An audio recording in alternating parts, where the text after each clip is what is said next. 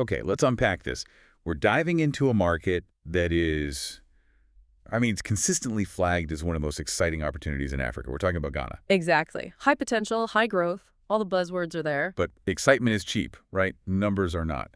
Our mission today is to look past that enthusiasm and really provide a ruthless analysis of the iGaming market there. And there's a real tension in the data. You see this massive consumer growth potential clashing with some really serious regulatory hurdles. It's a classic case of stability demanding a premium. It is. And before we jump in, it's probably worth clarifying the lens we're using here. Good point. We are the Gambling Databases research team, and our whole job is to deliver these really in-depth analyses of the global iGaming landscape. Right. We dig into everything.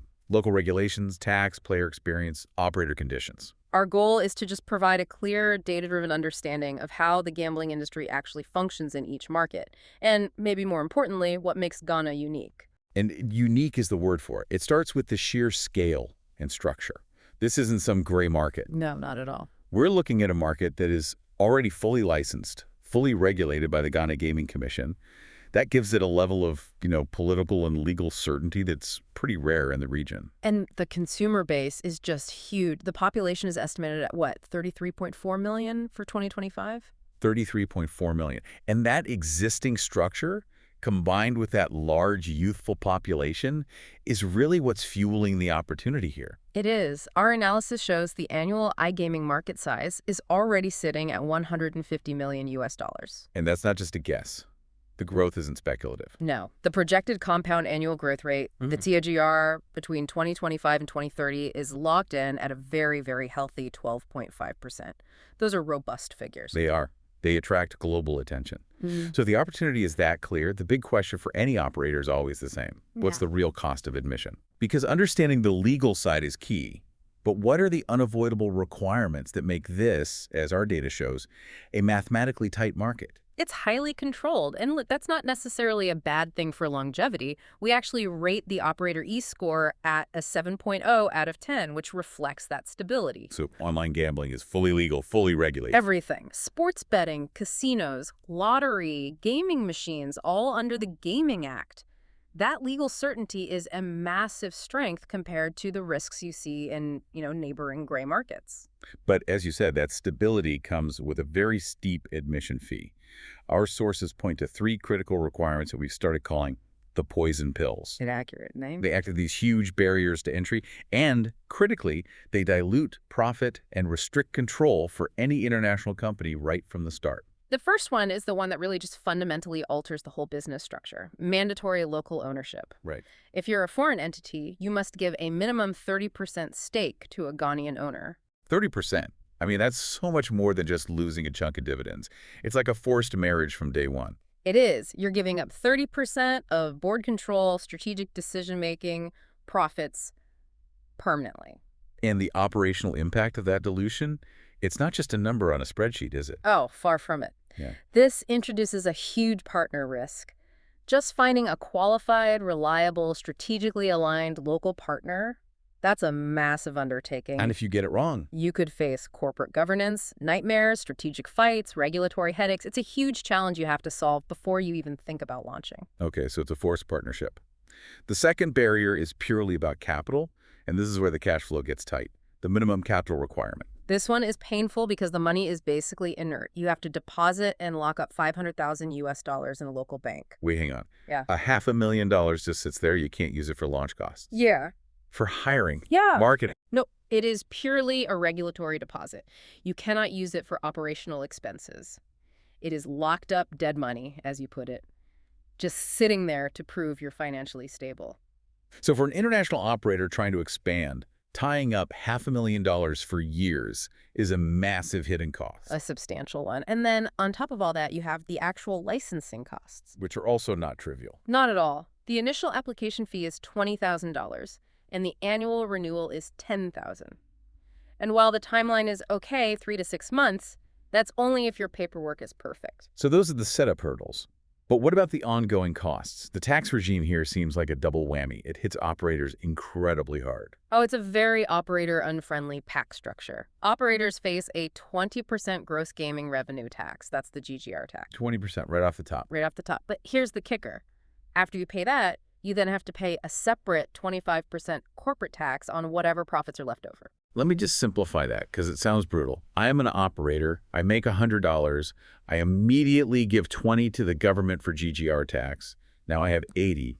If I make a profit on that 80, the government then takes another 25% of that profit. That is exactly right. When you do the math, you're looking at an effective tax rate on your profits that is always hovering around 40%. 40%? Wow. It's a tight squeeze, especially when you put that 40% burden on top of the 30% you're already sharing with your local partner.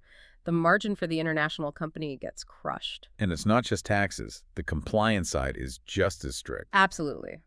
The Gaming Commission demands rigorous KYC, know your customer and anti-money laundering measures. Age verification, 18 plus, is mandatory. And you have to submit to regular, exhaustive audits. And if you don't comply? The penalties are severe. Yeah. Huge fines, and critically, they will pull your license. They take regulation very, very seriously. So the operators are paying a heavy price for all this stability. High entry barriers, locked capital, forced partners, a crushing tax burden. They really are. But, and this is the crucial turning point in the analysis, who benefits from all this structure? The player. This explains it. This is why the player access score in our reports is a staggering 9.5 out of 10. The government has strategically incentivized the consumer. And it's one single feature that changes everything for players. Zero player tax. That's it. 0% withholding tax on individual winnings. If you win $10,000 on a football match, you keep all $10,000. That is a massive competitive advantage for the legal market. It makes it infinitely more attractive than going offshore. It's a powerful magnet. Right. And that incentive feeds directly into a demographic that is just perfectly primed for this. You're talking about the youth market. Exactly. Ghana has one of the youngest populations in the world. The median age is just 21 years old. So you have a massive growing pool of digital natives. They weren't adapting to digital, they were born into it. And they're literate. The national literacy rate is over 79%, and digital skills are improving fast. So what are these consumers betting on? It's overwhelmingly driven by sports betting. That's about 45% of the action. This is a country with a deep, deep passion for football. European leagues, local leagues. Followed by lottery at 30% and then casino games at 20%. Right, so any operator coming in has to have a world-class, localized sports book. That's priority number one.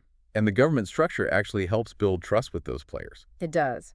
The commission requires mandatory self-exclusion schemes, limits on deposits and bet sizes, and government awareness campaigns.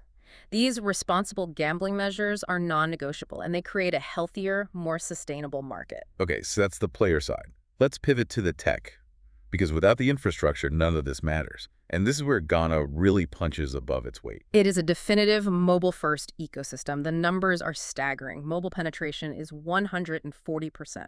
140. So people have multiple SIM cards. Exactly. They switch between providers to get the best data rates. And the hardware is there too.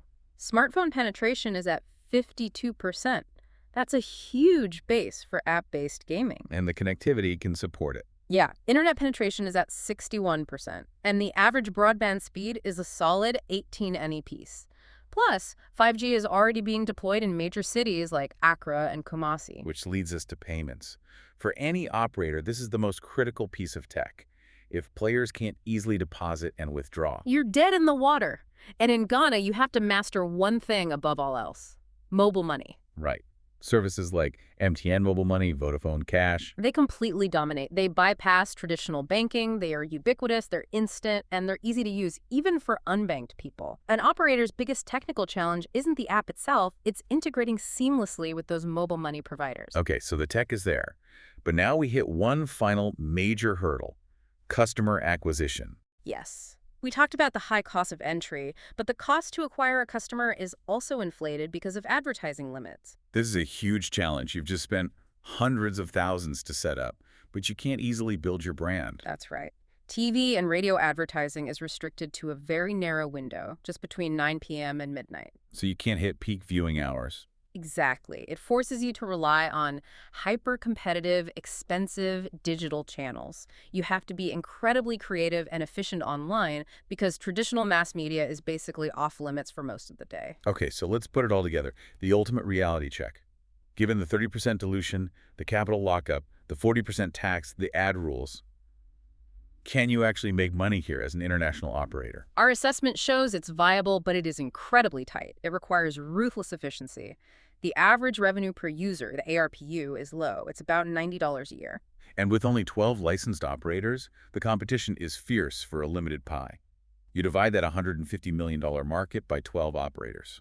You get an average revenue slice of about $12.5 million, but that's before the 40% tax and the 30% profit share. The margins are razor thin. So what's the final verdict? The verdict from our research is clear. The market is viable, but only for strategic, long-term players. The initial investment is high, somewhere between $600,000 and $800,000 total setup. Most of that being the locked-up capital. Exactly. It's best suited for established regional Pan-African operators looking to expand their footprint.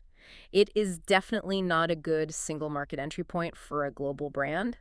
That partnership requirement just makes it too costly and complex for a one-off venture. So we've come full circle. It's a legally stable, tech-mature market with great demographics and that amazing zero-player tax incentive. The huge incentive. But the mandatory 30% local partnership and the high capital lockup create a massive profit dilution and control problem for foreign investors. Which brings us to the final question for you, the listener, to really think about. Ghana has extradition treaties with the UK, the US, Canada, Australia.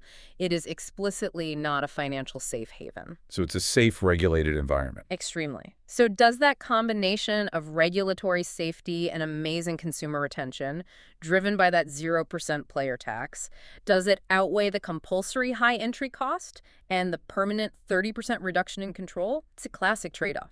Security versus margin. That detailed analysis, the regulatory environment, player behavior, the true cost of business. That's just one example of the insight we provide in our country reports at Gambling Databases. We go deep so you don't have to. For the full text of this and other country reports, visit our website at gamblingdatabases.com.